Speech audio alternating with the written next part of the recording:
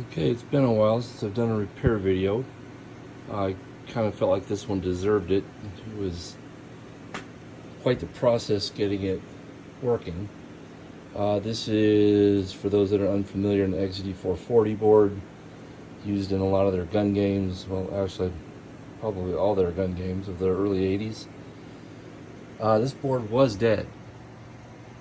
And as you saw there, as you can see now, it is working. So I literally had, I think the last count was 35 bad parts on that board. So 35, give or take, one or two. As you can see, most of them were EPROMs. I don't know what happened to this board. I'm guessing the +5 was really either dirty, as in AC dirty, or high. All these parts are bad. The ROMs are reading blank and cannot be reprogrammed. As you can see, I tried there. So, yeah. Anyway, back to our game. So it started with no clocks. It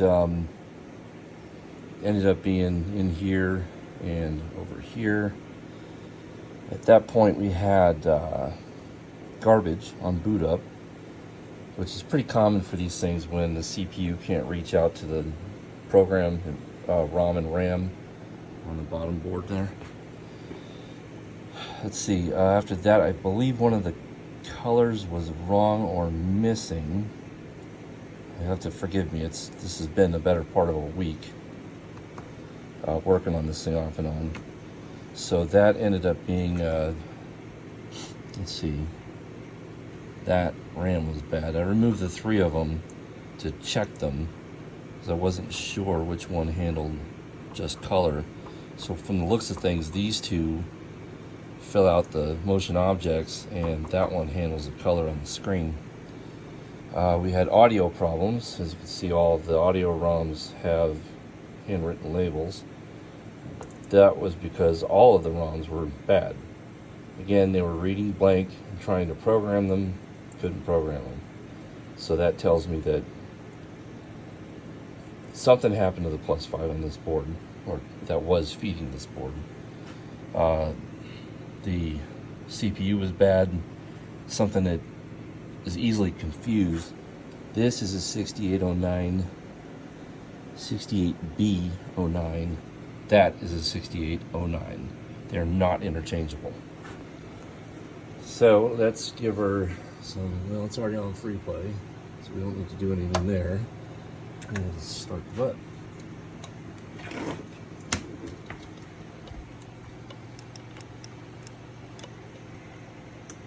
I think I might not have the sound plugged in. I'll have to change that. Let me see if I can change that real quick. There we go. Well, that was a quick death. Sorry, Buster. So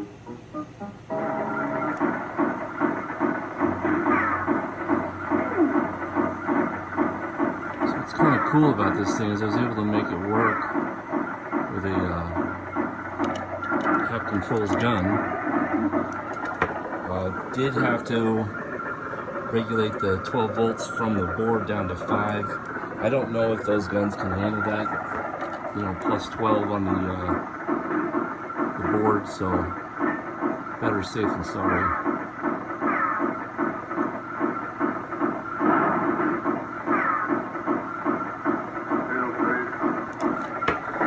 So yeah, that was quite the problem child, this one.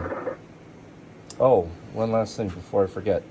These 2 parts that came off this board were 74S 161s. I put 74 161s in their place, knowing that sometimes these older games, they are sensitive to LSS, HCT, so on and so forth. More so the HCT, and the older stuff just doesn't like those at all for some reason. So when I installed the S's here, I thought maybe that'd be okay. Well, that was not okay. What was happening was the game would boot and everything would look normal, but as soon as Buster was drawn on the screen, the game would lock up. So I'm just gonna wait here for a second and I'll point out where it locked up. So right here, as soon as he showed up on the screen, the whole thing would just lock up.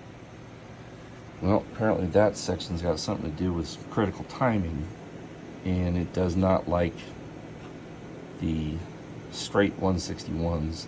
It's working now with LS 161s, but I am going to replace those with S's when I get them.